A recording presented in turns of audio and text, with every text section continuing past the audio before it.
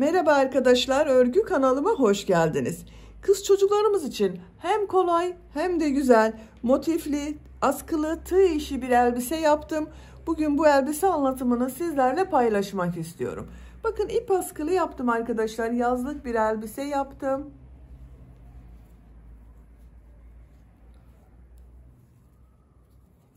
Omuzdan bağlamalı bir elbise modeli, bakın bu şekilde ip kordonlar yaptım.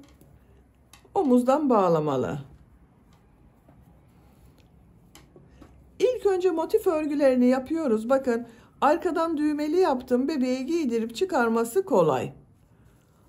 6 motif yapıyoruz. Bu elbise örgüsünü yapıyoruz arkadaşlar. Motifleri yaptıktan sonra bakın birleştirme yapıyorum. Etek bölümünde çok kolay model yaptım. Çok güzel oldu. Ben bugün bu elbise anlatımını 6-12 ay arası bebek ölçüsüne göre yapıyorum. Ama siz bu elbiseyi her yaş çocuklarınız için yapabilirsiniz. Yeni doğan bebek için yapabilirsiniz. 1, 2, 3, 4, 5 yaş her yaş çocuklarınız için yapabilirsiniz. Bu motif sayısını daha fazla yaparsanız, bakın ben 6 motif yaptım. Bu elbise örgüsünü yaptım. Siz 7 motif yapabilirsiniz. 7 motif yaptığınız zaman bir ölçü daha büyük olacaktır. 2-3 yaş arası çocuklarınız için olur arkadaşlar.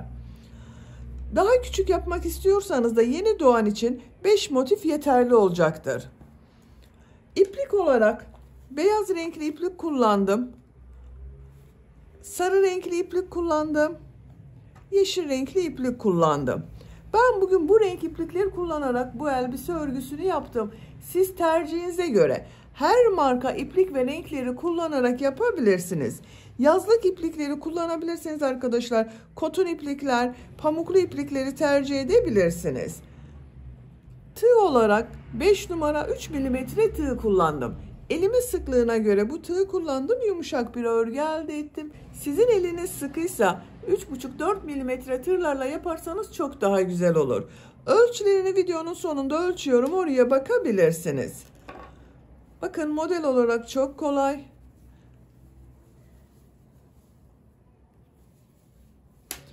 İplik tığ hazırlayalım. Hep birlikte bu kolay ve güzel askılı elbise örgüsüne başlayalım. Örgü kanalıma abone değilseniz abone olmayı unutmayın lütfen arkadaşlar. Örgü kanalıma abone olup beğeni ve yorumlarınızı yaparsanız çok sevinirim. Örgü kanalımın devamlılığı için sizlerden gelen yorum ve beğeniler çok önemli. Hepinize kolay gelsin. İyi çalışmalar. Sihirli halkayı bilmeyen arkadaşlar için gösteriyorum. Bakın şu şekilde ipliği tutuyorum. Parmağımın üzerine doladım. Parmağımın üzerinde olan bu halka oldu, bakın buna tığ takıyorum, iplik aldım, çektim, bu halkayı parmağımdan çıkarıyorum, zincir yaptım, sağlamlaştırdım, 2 zincir yapıyorum, tığ üzerine iplik alıyorum, sihirli halka içine 16 trabzan yapıyorum.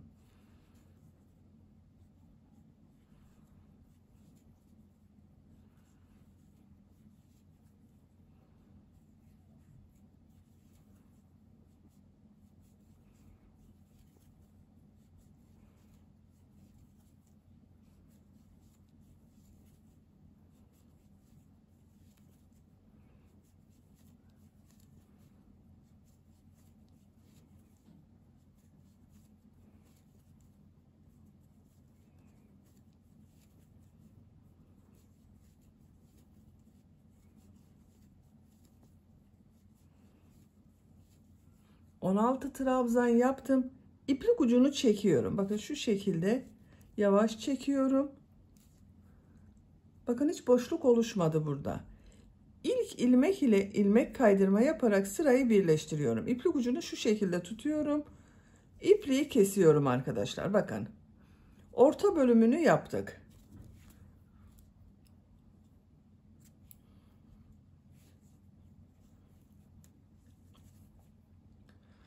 Sarı renkli iplik ile devam ediyorum.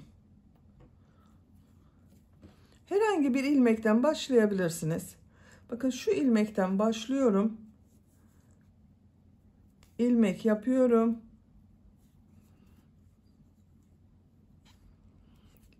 2 zincir yapıyorum. Tığ üzerine iplik alıyorum. Aynı ilmek içine bakın şu şekilde trabzan yapıyor gibi yaptım. İlmeği çekiyorum. Tığ üzerinde 2 ilmek var. Tekrar tığ üzerine iplik alıyorum. Aynı ilmeğe tığ takıyorum. İplik aldım.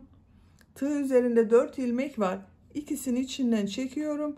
3 ilmek kaldı bakın. Üçünü birlikte çekiyorum. Bir zincir yapıyorum. İkinci ilmeğe de aynı şekilde model yapıyorum. Elimi takip ederseniz daha iyi anlaşılır.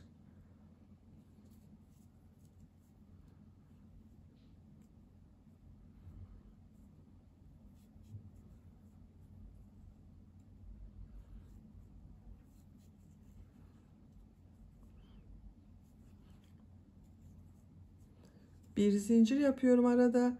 Tekrar model yapıyorum.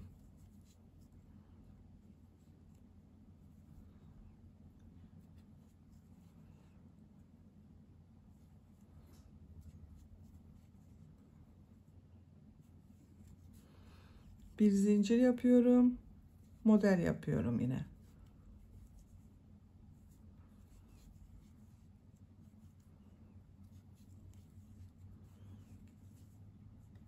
Bir zincir yapıyorum. Model yapmaya devam ediyorum. Bakın bu şekilde modeller oluyor. 16 model olacak arkadaşlar. Sıra sonuna kadar devam edelim. Sıra sonuna kadar modelleri yaptım. Bir zincir yapıyorum. İlk yaptığım model ile ilmek kaydırma yaparak birleştiriyorum. İpliği kesiyorum.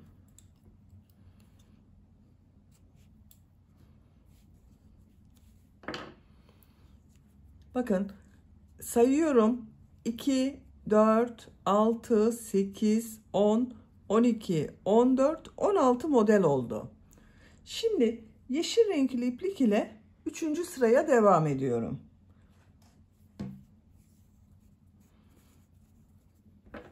Yine herhangi bir ilmekten başlayabiliriz. Bakın bu model ortasında yaptığım boşluklar var. Bir zincir yaptım. Bundan bir ilmek yapıyorum. 2 zincir yapıyorum. Tığ üzerine iplik alıyorum. Bu modellerin aynısını yapacağız arkadaşlar. Bakın aynı modeli yapıyorum.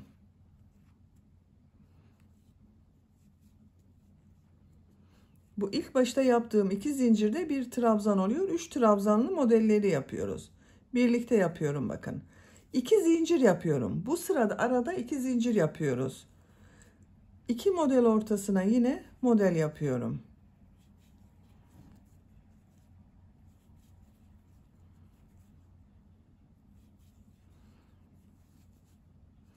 İki zincir yapıyorum. 2 model ortasına model yapıyorum.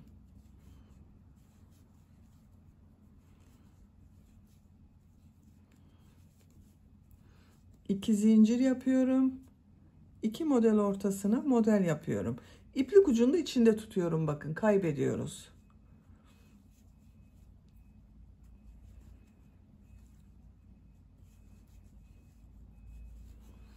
Arada 2 zincir yapıyoruz bu sırada. Sıra sonuna kadar devam edelim. Sıra sonuna kadar modelleri yaptım. 2 zincir yapıyorum. İlk yaptığım model ile bakın bu ilmek ile ilmek kaydırma yaparak birleştiriyorum. İpliği kesiyorum.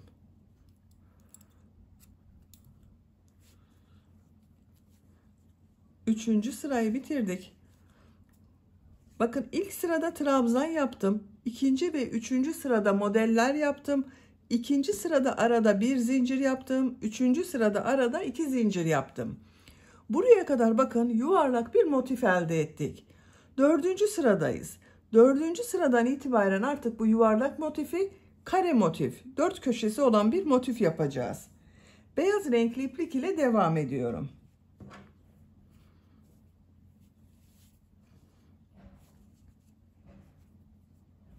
Herhangi bir model ortasından şu şekilde bir ilmek yapıyorum.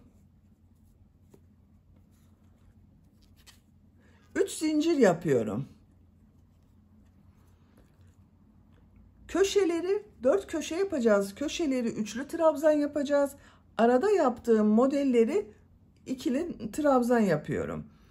Bu ilk başta yaptığım üst zincirde bir üçlü trabzan oluyor.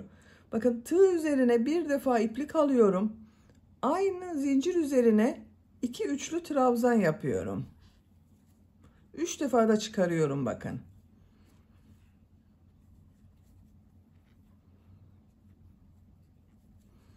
İki üçlü trabzan yaptım. 3 zincirle birlikte 3 trabzan oldu.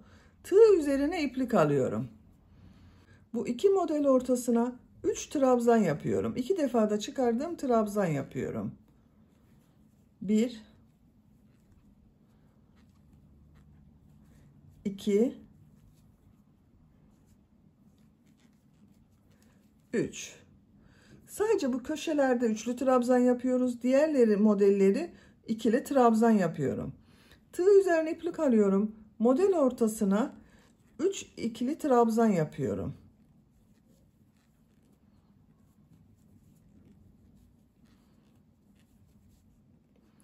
Tekrar tığ üzerine iplik alıyorum. Bakın 3. trabzan grubunu yapıyoruz. 3 trabzan yapıyorum.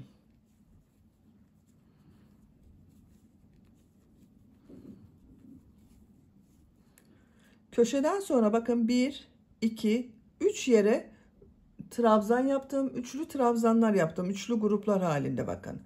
Tekrar tığ üzerine bakın bir defa iplik alıyorum. Bu model arasına üçlü trabzan yapıyorum. 3 üçlü trabzan yapıyorum. 2 zincir yapıyorum. 3 üçlü trabzan yapıyorum.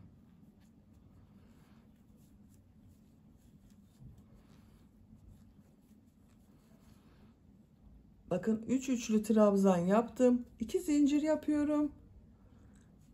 3 üçlü trabzan yapıyorum.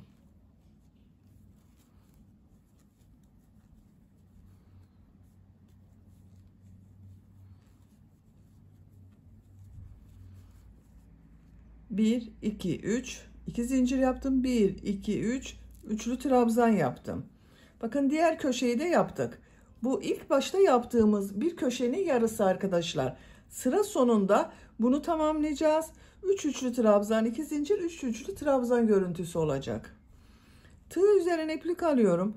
Bu model ortasına 3 trabzan yapıyorum.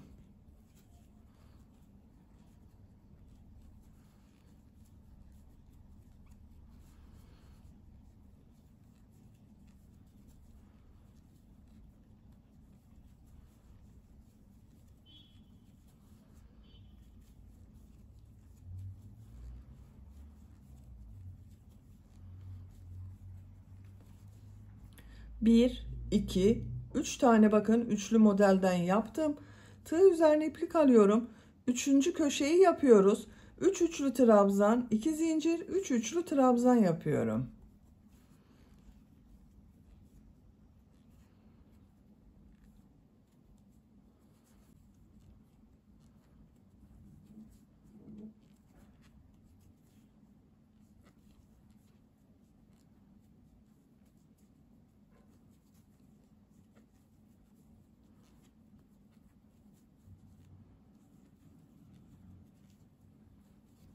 Bakın buraya da 3 üçlü trabzan, 2 zincir, 3 üçlü trabzan yaptım.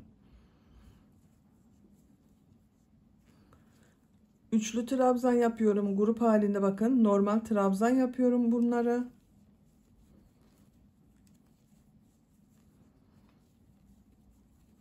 Üç yerde 3 trabzan yapıyoruz. Köşelerde 3 üçlü trabzan yapıyoruz.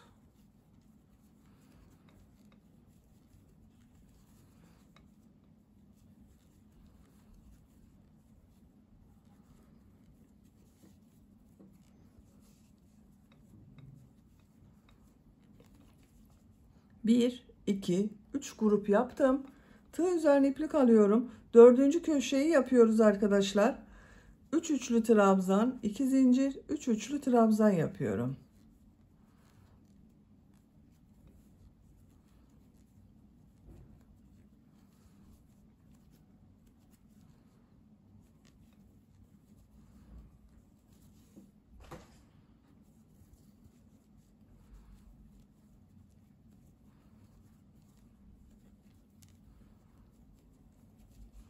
Bakın bu köşeyi de yaptım. Bu 3 yere 3 tane trabzan yapıyorum.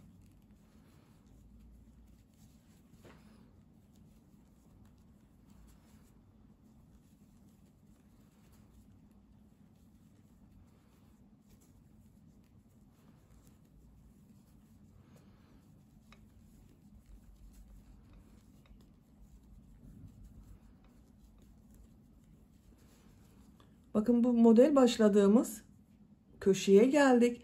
İlk başta üçlü trabzan yaptım. 3 tane tığ üzerine iplik alıyorum. Buraya 3 üçlü trabzan yapıyorum.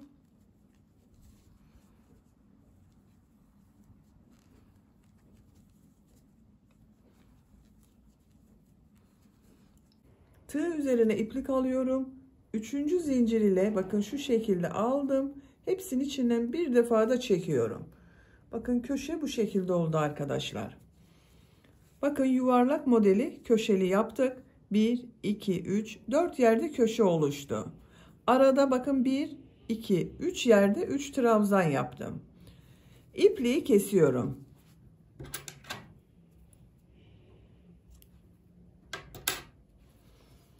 Motifin birisini bitirdim. Bu motiften istediğiniz kadar yapabilirsiniz arkadaşlar. Bakın ben ikinci motifi de aynı şekilde başladım. Aynı modeli yaptım. Köşeye kadar tamamladım. Bakın köşeden sonra 1, 2, 3 yerde 3 trabzan yaptım. Şimdi yaptığım bu motifi bu motif ile birleştireceğiz. Buraya 3 üçlü trabzan yapıyorum.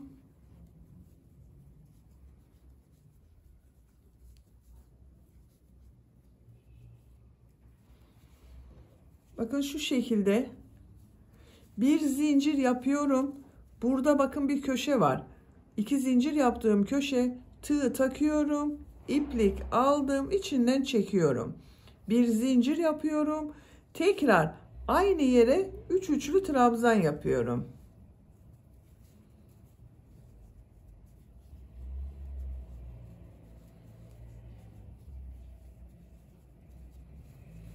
Bakın köşeyi birleştirdik.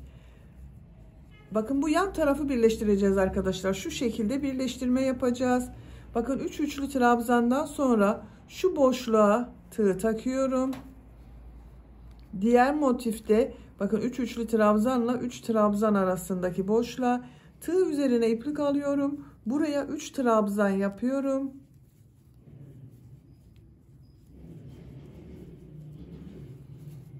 Bakın model arasında yaptığımız şu boşlukları birleştiriyorum. İlmek kaydırma yapıyorum. 3 trabzan yapıyorum.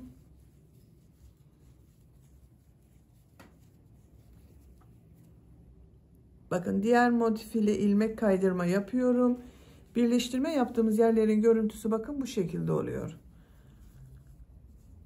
3 trabzan yapıyorum.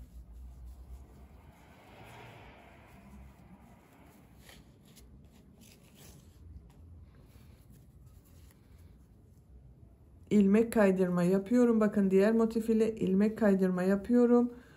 Köşedeyim. Bakın 3 üçlü trabzanı sıra başında yaptım. Buraya da 3 üçlü trabzan yapıyorum.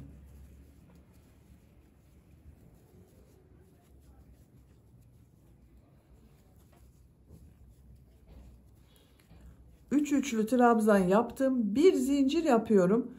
Bakın burada köşe var. Bu köşe ile birleştiriyoruz. Şu şekilde tığ takıyorum. İplik aldım. Bir zincir yapıyorum. Bakın bu ilmek ile ilmek kaydırma yaparak birleştiriyorum. İki motifi birleştirdik arkadaşlar. İpliği kesiyorum.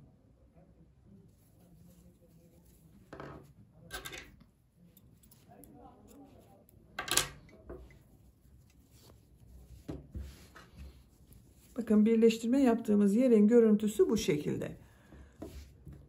Yapacak olduğunuz ölçüye göre istediğiniz kadar motif sırasını yaparak birleştirelim. 6 motif yaptım, birleştirdim. 1, 2, 3, 4, 5, 6. Bakın şu şekilde görünüyor. Bu genişlik benim için yeterli roba bölümünün arkadaşlar. 23 santimetre bakın genişlik var. 2'ye katladığım zaman 23 santimetre genişlik var. Siz daha büyük çocuk için yapmak istiyorsanız bel ölçüsüne göre bunu 7 motif yapabilirsiniz, 8 motif yapabilirsiniz. İstediğiniz kadar arttırabilirsiniz. Bakın şu şekilde olduğu zaman 8 motif olur. Şimdi bunun çevresinden pıtırcık modelleri yapıyorum. Bu renk iplik ile yapıyorum. Yeşil renkli iplik ile siz istediğiniz renkli iplikler ile devam edebilirsiniz. Bakın bu köşeden başlıyorum. Buradan ilmek yapıyorum.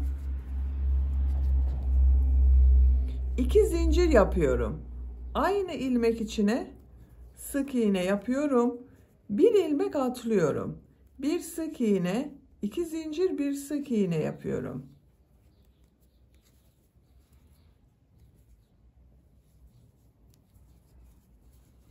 Bir ilmek atlıyorum. Bir sık iğne, 2 zincir, bir sık iğne yapıyorum. Bir ilmek atlıyorum. Bir sık iğne, 2 zincir, bir sık iğne yapıyorum. Bir ilmek atlıyorum. Bir sık iğne, 2 zincir, bir sık iğne yapıyorum. Bakın bu şekilde minik pıtırcıklar yapıyoruz. Pıtırcık modelleri yaparak buraya kadar devam edelim. Bakın burayı yapalım. Bu kenarı da yapalım. Buraya kadar devam edelim. Buraya kadar pıtırcık modeli tamamladım. Bakın bu kenarda pıtırcık modellerini yaptım. Görüntüsü bu şekilde oldu. Buraya kadar tamamladım. Burada da devam edeceğiz arkadaşlar. Ama burada pıtırcık modellerini tek ilmekten alarak yapacağız. Etek bölümüne model devam etmek için tek ilmekten alarak yapıyoruz. Bakın burada 2 ilmek var. Şu ilmeklerden alarak pıtırcık modeli yapacağız. Bu diğer ilmek boşlukta kalacak. Etek bölümü yapacağız oraya. Şu ilmeğe bakın. Bir sık iğne, 2 zincir, bir sık iğne yapıyorum.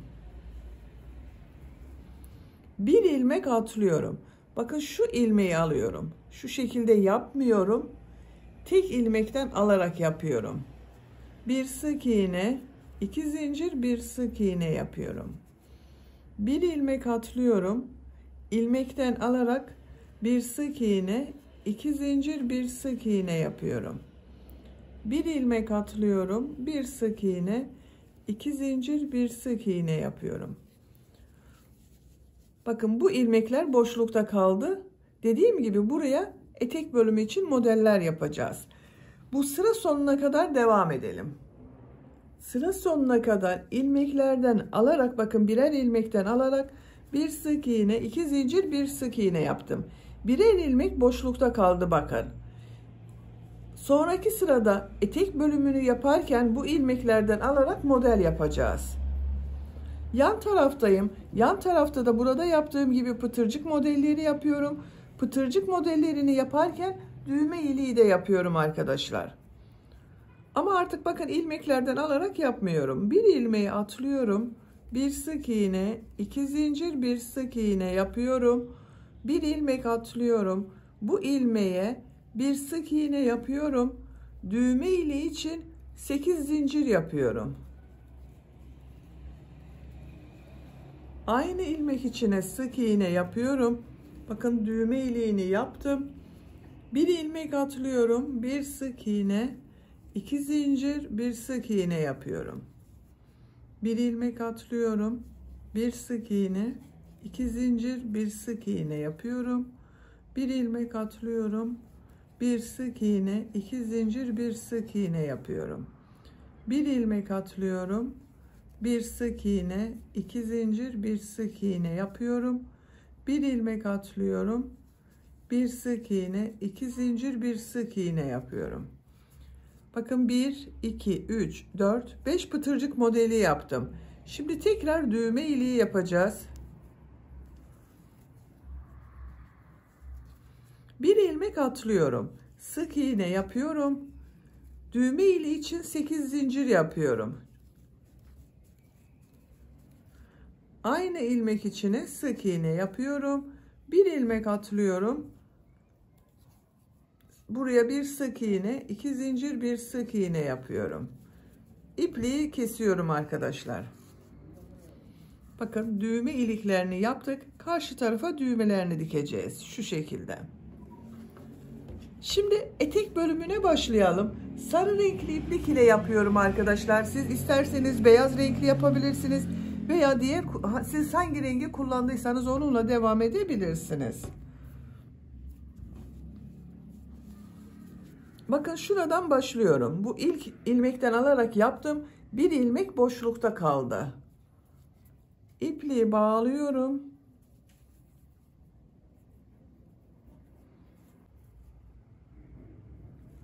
Bu ilmekten bakın bir ilmek yapıyorum. 3 zincir yapıyorum. Aynı ilmek içine bir trabzan yapıyorum. İlk V şeklini yaptım. V şekilleri yapacağız. 2 ilmek atlıyorum.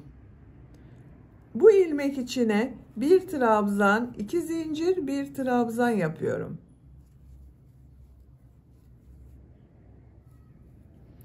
Bir ilmek atlıyorum. Bir trabzan, 2 zincir, bir trabzan yapıyorum. Bir ilmek atlıyorum. Bir trabzan, 2 zincir, bir trabzan yapıyorum. Bakın bu 2 ilmek atladıktan sonra 1, 2, 3 V şekli yaptım. Aralarda birer ilmek atladım. Burada 2 ilmek atlıyorum. 1, 2 ilmek atlıyorum. Bir trabzan, 2 zincir, bir trabzan yapıyorum. Bir ilmek atlıyorum.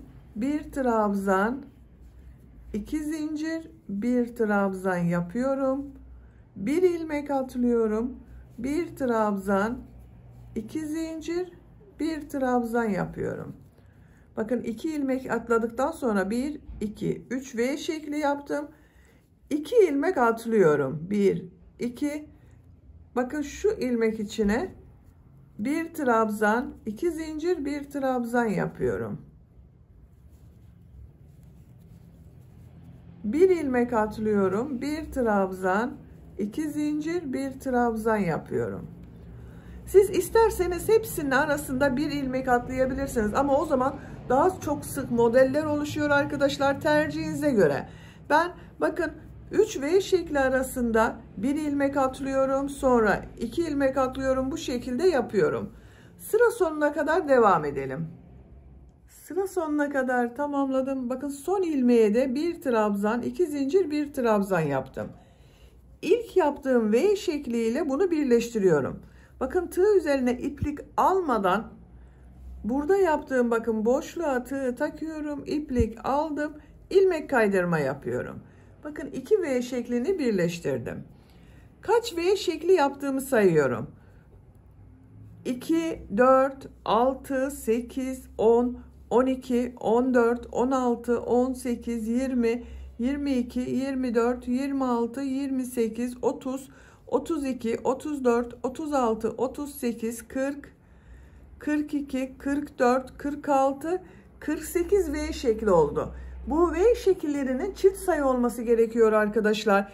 Bu aralarda daha sık veya daha seyrek yaparak çift sayı yapabilirsiniz. Bunu 46 yapabilirsiniz, 50, 52, 54 V şekli yapabilirsiniz. Şimdiki sırada model yerleştirme yapacağız.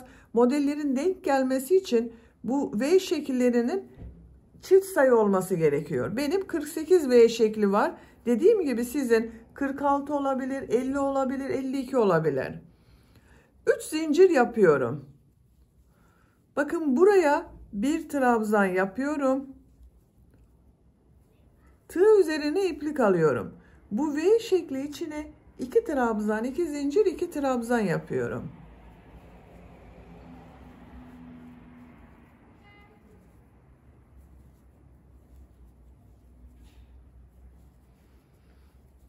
İki trabzan, 2 zincir, 2 trabzan yaptım. Bu V şekli içine bir trabzan, bir zincir, bir trabzan yapıyorum.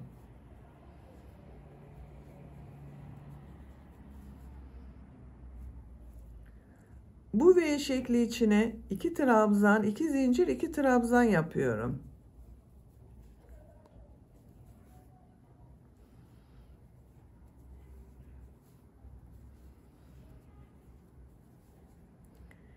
Bir trabzan, bir zincir, bir trabzan yapıyorum.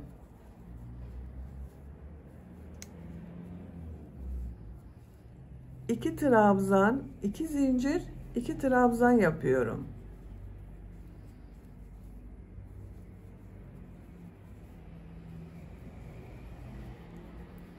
Bakın arkadaşlar, model bu kadar.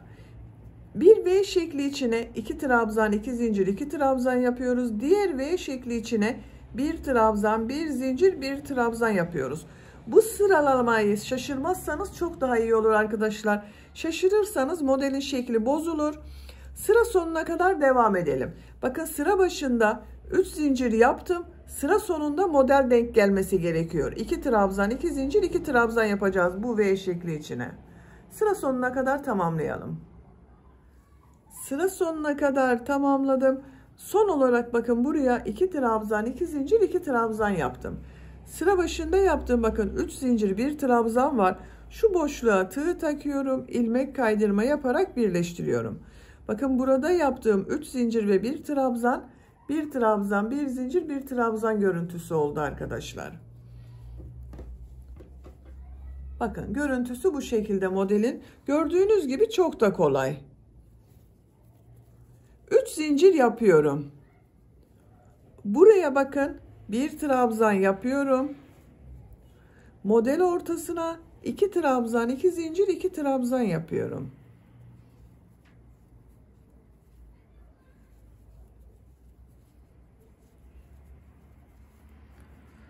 Bakın buraya 1 trabzan, 1 zincir, 1 trabzan yapıyorum.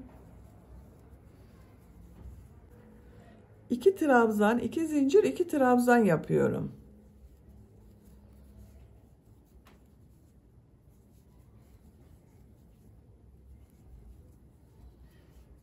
Bir trabzan, bir zincir, bir trabzan yapıyorum. Sıra sonuna kadar devam edelim. Sıra sonuna kadar tamamladım. Burada yaptığım bakın 3 zincir ile bakın boşluğa tığ takıyorum. İlmek kaydırma yaparak sırayı birleştiriyorum. Bu da bakın bir trabzan, bir zincir, bir trabzan oldu. 3 zincir yapıyorum. Buraya bir trabzan yapıyorum. Model ortasına 2 trabzan, 2 zincir, 2 trabzan yapıyorum.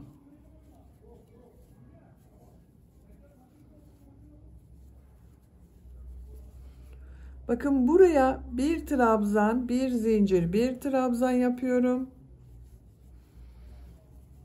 2 trabzan, 2 zincir, 2 trabzan yapıyorum.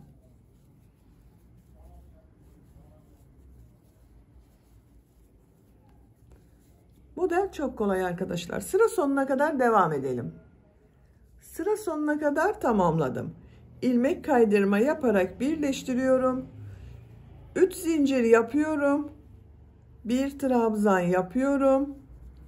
Model ortasına 2 trabzan, 2 zincir, 2 trabzan yapıyorum.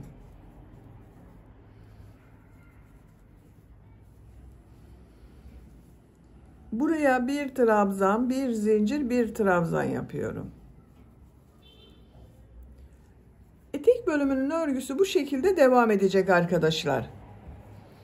Yapacak olduğunuz çocuğun büyüklüğüne ve tercihinize göre elbisenin etek bölümüne devam edelim. Elbisenin etek örgüsünü yapacağım ölçüye göre tamamladım. 2, 4, 6, 8, 10, 12, 14, 16, 18, 19 sıra yaptım. Ölçüyorum. 20 santimetre yükseklik var arkadaşlar. Bu elbisenin etek örgüsü tercihinize göre daha uzun veya daha kısa yapabilirsiniz. Ben burada bitiriyorum. Bakın uç bölümü yapacağız. En son ilmek kaydırma yaparak bakın sırayı birleştirdim. Görüntüsü bu şekilde. Yeşil renkli iplik ile devam ediyorum. Buradan bir ilmek yapıyorum.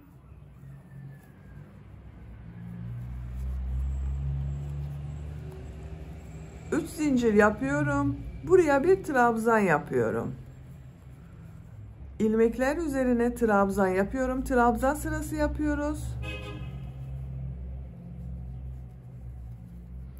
Bakın bu model ortasında 2 zincir yaptığım yere 3 trabzan yapıyorum.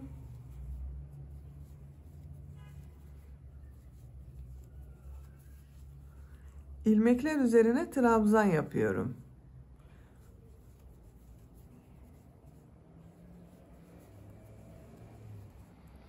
Buraya bir trabzan yapıyorum. Bakın bir zincir üzerine, ilmek üzerine trabzan yapıyorum. Trabzan yapıyorum. Model ortasında bu 2 zincir yaptığım yere 3 trabzan yapıyorum. İlmekler üzerine trabzan yapıyorum. Bakın bu şekilde oluyor. Sıra sonuna kadar devam edelim.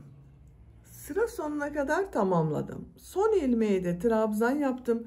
Sıra başında yaptığım bakın 3 zincirin 3. zincir ile ilmek kaydırma yaparak birleştiriyorum. İpliği kesiyorum. Bakın bir sıra trabzan sırası yaptık. Çok güzel oldu.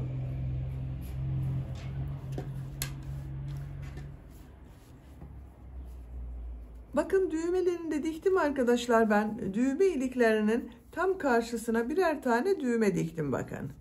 Şu şekilde.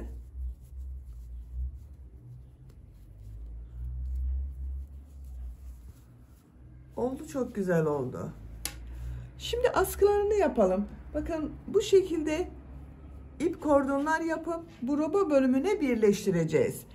İşaret yapıyorum arkadaşlar. Nereden kordon yapacağımıza bakıyorum. Bakın şu şekilde katladım. Düğme ilikleri şu motifin tam ortasına denk geliyor. Bakın. Siz daha az sayıda motif yaptıysanız ona göre ortalayıp bakın şu şekilde yapabilirsiniz. Orta noktayı bulup orta nokta ile düğme yaptığınız bölümü bakın şu şekilde birleştirebilirsiniz. Şuradan bakın. Motifler yaptım, modeller yaptım. Şuraya işaret yapıyorum. Diğer taraftan da aynı şekilde işaret yapıyorum bakın. Bu köşeden sonra 3 trabzan yaptım. Bakın şu ilmeğe ip kordon yapacağız. Bakın 2 ip kordon yerini ayarladım. Arka bölümden bakıyorum. Arka bölümü biraz daha iç bölümden yapıyorum. Bakın köşeden sonra bir üçlü grup var. Şuraya arkadaşlar. İkinci üçlü grubun olduğu yere ip kordon yapıyorum. Diğer taraftan da bakın köşeden sonra bir üçlü gruba atlıyorum. Şuraya ip kordon yapıyorum. İp kordon yapacağım, birleştireceğimiz yerleri bakın işaret yaptık. Şimdi bu ip kordondan yapalım. Bu renk iplik ile başlıyorum.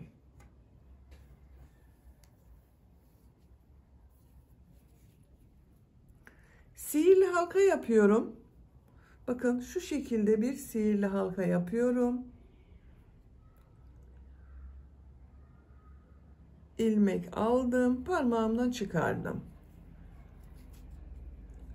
4 zincir yapıyorum.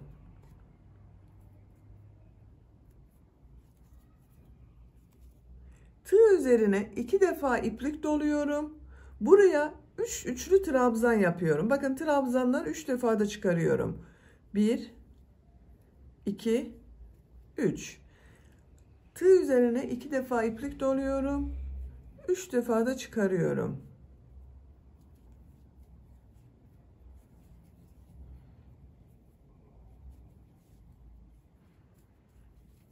Üç üçlü trabzan yaptım. 4 zincir yapıyorum. Sihirli halkanın buraya sık iğne yapıyorum.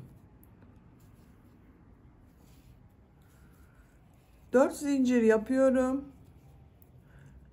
3 üçlü trabzan yapıyorum.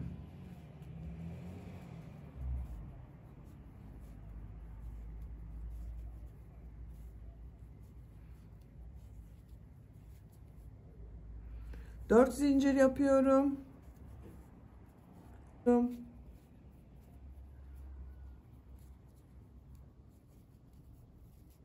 Ucunun kaçmamasına dikkat edelim arkadaşlar. 4 zincir yapıyorum. 3 üçlü trabzan yapıyorum.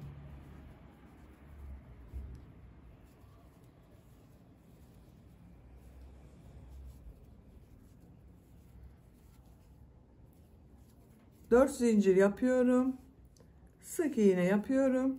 Bitiriyorum. Bakın 3 yapraklı yaptım arkadaşlar. Burada bitirdim. İpliği kesiyorum.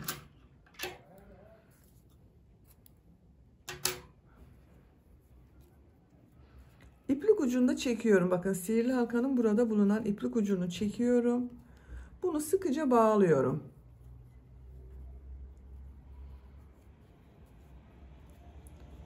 İplik uçlarını örgünün ters tarafından ilmekler arasından çekiyorum bakın.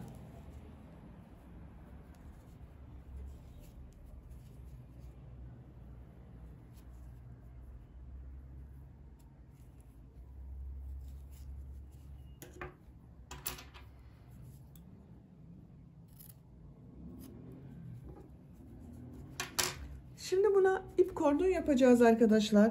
Yeşil renkli yapıyorum. Bakın sihirli halkanın buradan bir ilmek yapıyorum. Sağlamlaştırdım. Zincir yaparken bakın şu ipliği de şu şekilde geçiriyorum.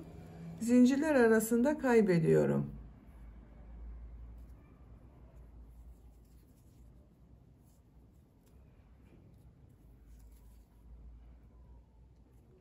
...70 zincir yapalım. Zincirleri tamamladım. Bakın bu şekilde oldu arkadaşlar. Kaç santimetre yaptığımı ölçüyorum.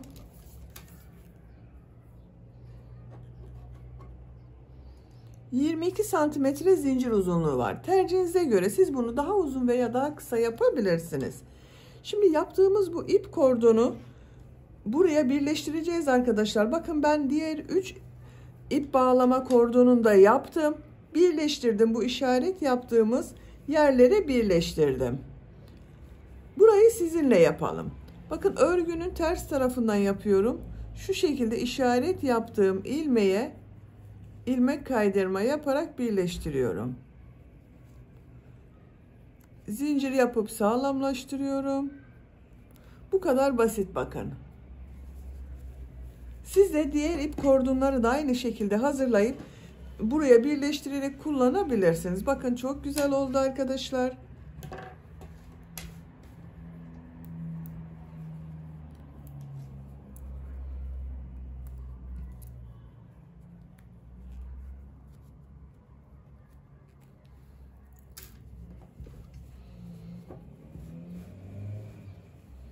Bakın düğmeleri de çok güzel oldu. Bebeği giydirdikten sonra omuzlarından şu şekilde bağlama yapıyoruz bakın.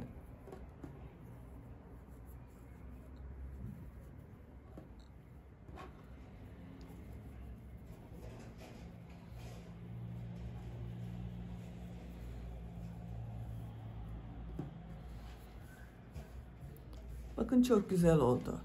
Bitmiş olarak ölçülerini söylüyorum.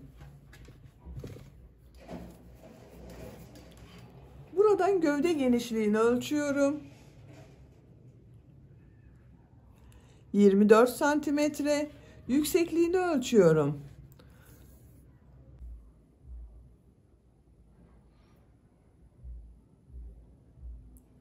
29 santimetre. Ben bugün 6-12 ay arası bebek ölçüsüne göre yaptım. Bakın bu şekilde oldu. Çok güzel oldu arkadaşlar.